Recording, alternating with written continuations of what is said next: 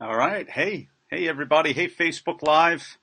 It is good to see you. I'm going to take that little message and pull it down. All right. Hey, we are talking today, like we have been for a while. We're going through this book, The 15 Invaluable Laws of Growth. Currently, we're learning an awful lot in the mastermind group that we have, and that is a very small and a very intimate and very closed group. But I wanted to bring and blast this stuff out to the larger population, and that would include you if you're watching this here. So we're talking about law number 2 today, and we're talking about getting amped up. Are you amped up? Are you ready to get amped? Now I got a little bit of a play on words because I have an N instead of an M, so that makes it a little cheese factor here. But we have a little acronym there. Amped up stands for awareness, navigation, and preparation. And the second law here in the 15 Laws of Growth is the law of navigation. Or excuse me, the law of awareness. Excuse me, wrong book. The law of awareness is what we're talking about here, because once you have the law of intentionality, which you understand that you're not automatically going to grow anymore, like when you were a kid growing up in elementary school, we grow. But the law of intentionality says that you've got to be intentional about growth. It doesn't automatically happen, so you have to make it happen. Once you know that, we've got to become aware. And it's really, really important to become aware, because if you're not aware, you're really, really clueless. And it's not good to be clueless, because you might be right. You might be technically right, but if you're not aware in the way that you share, then nobody else is going to be behind you, and you might as well be just technically wrong. You can't just be technically right. You also have to have a social consciousness and an awareness, and be aware of how to communicate and how to relate to the outside world, or else it's not going to go well for you. Now, Nathan, how do you know this? How could you possibly have learned something that's like this from personal experience? Well, my friend, I got to tell you, I've learned this truth from personal experience, because I've been right before. Can you imagine? I've been right, and I've also been wrong in the way that I relayed that right. So I've been right on the right thing, but I was wrong in the way that I conveyed, the way that I communicated.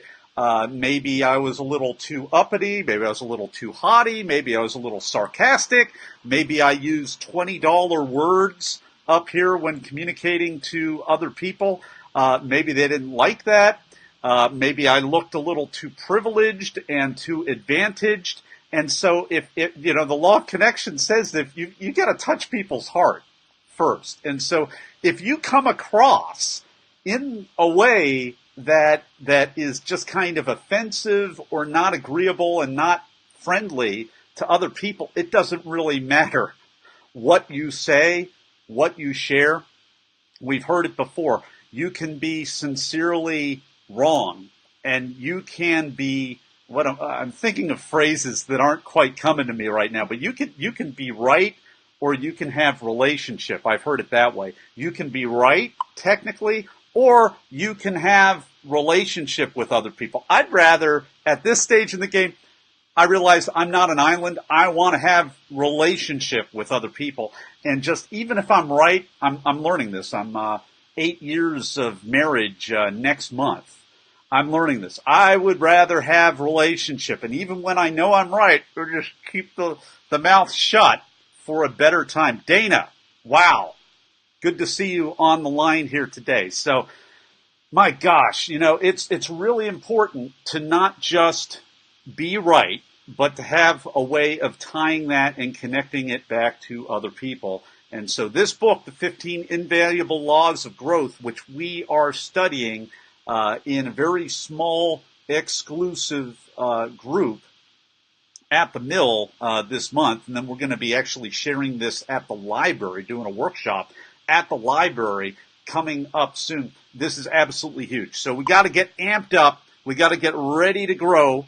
and we've got to be socially aware so that we can build bridges and build relationship and build consensus with other people instead of just being this unilateral rogue maverick person out there. Have you ever noticed this?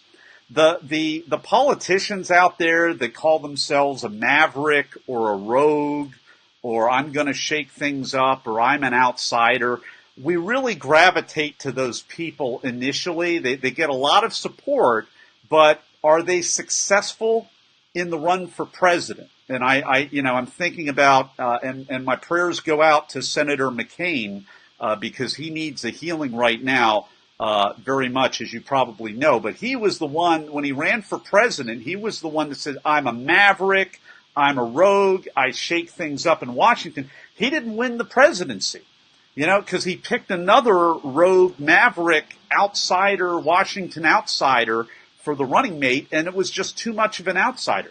Now, fast forward to today, we have a Washington outsider in the White House, but he's not getting his legislation passed. Is it any wonder? Again, I'm not trying to be super political here, but I'm just saying, is there a time and a place to be able to compromise and be able to build bridges with other people as opposed to just this bomb-throwing rhetoric that many times we hear and we see? I think there is a point, and if you aren't a Donald Trump, and if you aren't a United States Senator, and if you don't have a career political job in your state house or in Washington, you might just need to grow in your influence, in your ability to connect with other people. You might not be able to rest on your laurels of the cushy lifetime job that the rest of us really don't have. Again, I'm not trying to slam our leaders or political leaders or Washingtonian leaders. I'm just saying very few of us get to have, lifetime jobs in anything anymore. And that's actually a huge opportunity for me to grow and for you to grow and for your department to grow and your company or your organization to grow. I know here in Delaware, we have slashed a lot of funding to balance the budget or to even pass the budget. I don't even know if we balanced the budget or not. We just agreed on a budget and a lot of places got cut.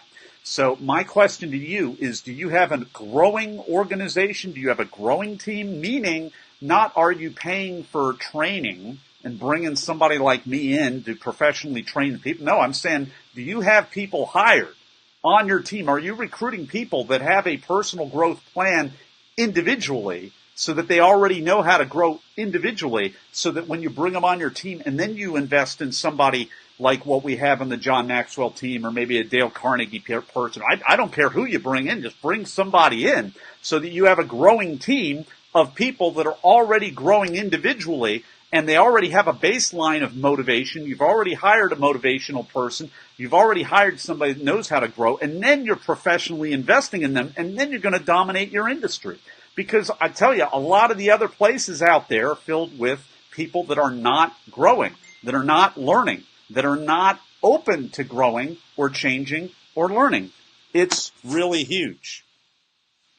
So I'm going to apologize because my fan just popped on, and that means that the audio is compromised because we have this blasted heat fan coming on. I didn't think it was that hot.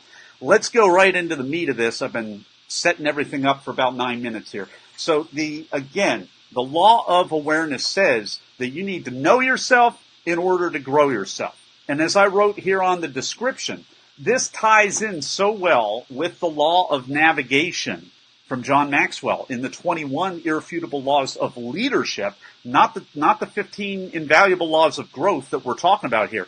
This ties into a leadership principle of navigation. You know why? Because you've got to first know yourself and grow yourself before you can actually lead anybody else. And once you start leading other people, you're going to need to know that law of navigation because you're going to want to be able to be that captain on the ship and being able to see what the heck is going on. Where are you now? Where are we going? And what's in the way? And how do we maneuver around to get there? You like my hand motions? It's real fun. It's just like, it's like getting me a little seasick here. But you've got to know yourself to grow yourself so that you have enough self-awareness so that you can reach out and connect with other people and then say, hey, here's where we are. Here's reality. Here's where we're going, way out there. And it's a beautiful place and there's less competition, or maybe there's greater competition, but there's more market share for us. There's higher salaries, more benefits for us because we have added value to so many more people that we deserve that because we've earned it. Not because we're privileged, not because we're entitled, but because we've worked smarter during our 9 to 5 or 8 to 11 or whatever your working hours are.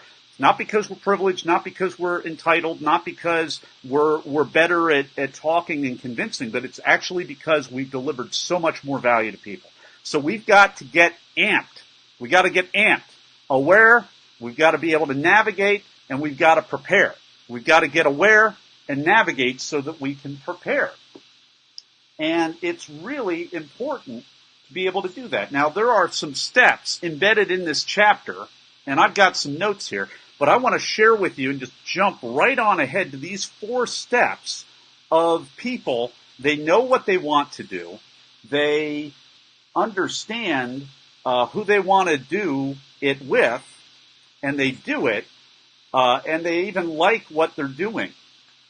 And it's huge, and it's really good to know that. But people that don't, that aren't doing what they are ultimately wanting to do, there's a real piece of preparation that needs to happen before they make the big shift. There is a question that John asks here, John Maxwell, the author. He says, do you know what to do so that you can do what you ultimately want to do? Do you know what to do so that you can do what you want to do? Now, that sounds like a lot. I'm going to unpack this with a little story. Because about 10 years ago, actually about now 12 years ago, I was hitting 30, and boom, another, this never happens to you. I know you're so much more successful and everything works out in your world. But in my world, I hit the wall. And I hit the wall a lot, and that's why I'm really passionate about personal growth. Now, I share a lot in my keynotes about how at 22, graduate from college, immediately hit the wall. Brick wall, just like this one. I hit the wall, and I need to do something different, and I started personally growing, and I started growing in my leadership. That's when I discovered John Maxwell and the material that I'm giving to you for the first time. Now, here's the funny thing. After about 7, 8 years of that, boom, hit the wall again because what I was doing wasn't working anymore. And I realized, oh my gosh, what have I been doing these last few years? I want to go, in my case, to graduate school. I want to go get my master's degree. And you know what do I have? Forget what don't I have. What do I have? Well, I have a first-rate degree from a top music school in the country. And I said, wow, what could I do to go back to graduate school and be able to add value and maybe even get a scholarship? Maybe I could get a graduate assistantship. I got a big download, and this was huge. I got a real clear idea, and here's the point. I knew what I wanted to do. I wanted to get my graduate degree without paying an arm and a leg for it, but I needed to position myself. I needed to do something so that I could do what I wanted to do. So I needed to reposition, and I needed to do some things that I hadn't done. I needed to start practicing the piano again. After a 7 or 8 year absence, I had to start practicing the piano again. I had to get my repertoire back. I had to prepare a program, and I had to pretty much do it with a minimum of coaching or lessons or anything like that. So for the first time in my life, I needed to go it alone and not have mentorship and not have all these things, but I was able to do it. I was able to prepare. I was able to find that it was easier once I really decided to do it, once I really decided to carve out hours a day to practice. That material had already come back to me, and I was able to go on a little bit of a tour, go on the circuit, and I was able to get a graduate assistantship, and that allowed me to move back to Pennsylvania, back here to the East Coast, closer to family. I realized that there were some other benefits I got as a result of that, and it allowed me to move and come back further into my destiny, which turned out, if you're Nathan, more pivots, more changes, more learning, and more growth. So that was absolutely huge. So there were 4 steps that I needed to do to prepare. Again, are we amped up? Are we aware? Are we navigating? And are we willing to prepare? This is what I had to do. I had to first get aware. And when you have an awareness, that means that you can see like a giant shopping mall map of your life. It's like, when you're aware, it's like you are here. It's like you are here. The Macy's is over here. The video arcade is over here. The Build-A-Bear workshop is over here, but you are over here. When you're aware and when you have a connectedness to what's going on outside of your head in the minds of other people, and you get a little bit of feedback and you have a way to read other people well, then you have an awareness and you can be a lot more accurate and a lot more skilled at navigating life. I learned that. You ask me how I know, because I learned it the hard way. Yeah, I learned it from the PhD of life. Got to get aware. When you're aware, it's like you have an automatic compass. It's like you have an automatic Google Map, GPS steering you around if you're aware. And you've got to get out of your own head. You've got to start listening to other people. Even to this day, I don't do a good enough job of listening to other people. And I know that when I'm hitting the wall, I need to do that. I need to listen to people more. And there's a time and a place to stop listening completely to other people and start, using your own inner circle to help you guide. Hey, Ajit, always good to see you. You got to use that inner circle to help you guide so that you're not blown away everywhere. And you've got to stay that course and make it work. So the first thing that I had to do was get aware. Second thing I had to do is start taking action, so that, not for the point of just doing something haphazardly, I had to take an action to get a specific result. I took action so that I could get a specific result. And it wasn't even that I was trying to get a specific result. I was just trying to see what the result was so that I could get aware even more of the new action that I needed to do to get a result closer to the end result that I wanted to get. I hope that makes sense to you. What's the third thing that I needed to do? Well, I need to get accountable. After I got aware, after I took action, then I needed to get accountable. And that means inner circle. That means maybe even outer circle. That means interfacing with the public. I mean, with the startup community that we have here in Wilmington, Delaware, my gosh, it's all about getting out in the public, testing things out, and that's really accountability to your market. If the market says, hey, great, I'll sign up, but I'm not going to buy. I'll sign up and I'll give you feedback, but I'm not going to actually pay any money. That's bad feedback, and that's a bad result, and that's actually a lack of accountability, but good for you for going out there into the market, test marketing things, and realizing, people will sign up and pay money, or they're not going to sign up at all, or they're going to sign up and trick me by not paying any money, and the key is not being diluted by that middle step of people saying they're interested but not putting any money down. Works all over the place in life. So accountability is huge, and that accountability can take on many different forms. The final step is attraction. Attraction. And you know what? Attraction is the result of taking action. Attraction is the result of taking action. It really is. If you take the right kind of action, you're going to have the right kind of attraction. If you take the not right kind of action, you're going to have a different kind of attraction. It's going to attract things you don't want. So you pivot back to action, to awareness, right? Action, accountability, and then attraction. It's this beautiful little cycle that goes around and around and around, and it will help steer you in the direction that you want to be. Hey, so this has been a pretty nice, robust Facebook Live. Again, sorry for the fan popping on. A couple of things coming up that you might want to be aware of. You might want to actually act and sign up for. You might actually want to be accountable, because that's what we do when we are in this event that I'm going to tell you about. And then you're going to actually be able to attract new things in your life. Now, what could I possibly talking about? Is this a $2,000 workshop, Nathan? Well, no, it's not. It's actually absolutely free, because I partner with the Wilmington Public Library, and I'm not allowed to charge $2,000 for a workshop. I'm not allowed to charge $1 million. Not allowed to do that either. Absolutely free. If you want to thank somebody for it, you can thank my friend Carl Shaw of the Inspiration space in the library. Absolutely huge.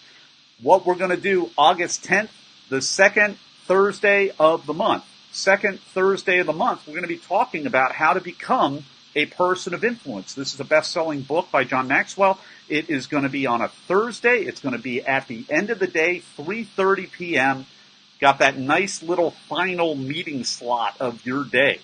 So that means you can just knock off for the day and not come back to work. A lot of people do it that way. They just kind of, hey, I've got a meeting off-site, come to the place, and then we connect, we network, we get to know each other, and then I always have a next step for people that really want to go deep and take the material at a deeper level. But that's a little too much. And again, that's part of the reason why some of these groups I mentioned are private and they are exclusive and they are small. Why? Because I want them to be small. I want the workshops to be nice and big, and we're going to go and make it fun, and we're going to go a few inches deep so that you have something that you can apply to your life.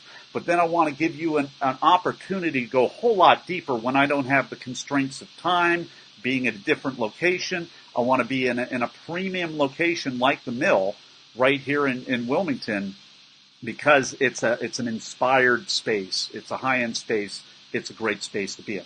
So anyway, thank you for joining me. We talked about the law of awareness. It says you got to know yourself to grow yourself, and it's absolutely emphatic about you absolutely need to know yourself in order to grow yourself and to get where you want to go. And for those of you that are just kind of numb right now, those of you that are maybe job hunting and you're just in that lurch right now, I just want to tell you, keep going. You can do this thing, and it gets a whole lot easier when you're in community with other people that believe in you. Those of you that are leading organizations and you just had the rug pulled out from under you because your funding got cut or maybe your donor base is shifting a little bit, I just want to say, hang on, get in community, get in some kind of a leadership mastermind group so that you can get the inspired ideas of the group so that you can find solutions that are easier than you think, but you're going to have to do a lot of new things, maybe even challenge the status quo in your industry in order to get those new discoveries and awarenesses. Maybe you're just in this giant pool of accepted thought and everybody's doing everything the same way. If you are, you've got to do something new so that you can break out of that thinking and set yourself apart. Hey, maybe you're an executive or maybe you're a middle manager in a profit corporation and you are, you're in the Shark Tank and you're saying, hey, Nathan, my team isn't growing. Where are these motivated people you're talking about? My team is entitled. My team is expecting things from me without delivering things. I'm having to recover the basics and almost lecture people because they're maybe not showing up on time or the deliverables are late or there are details that are fun and people are doing tasks, but they're not actually doing the responsibilities that I am delegating. Well, it might be that those responsibilities aren't really empowered to them enough. There are all kinds of reasons. But you might be any of these different kinds of people. Come on out to the library, August the 10th. Bring your team, bring your coworkers, bring the people that you're trying to work with, and you wish that they would get it. Bring them.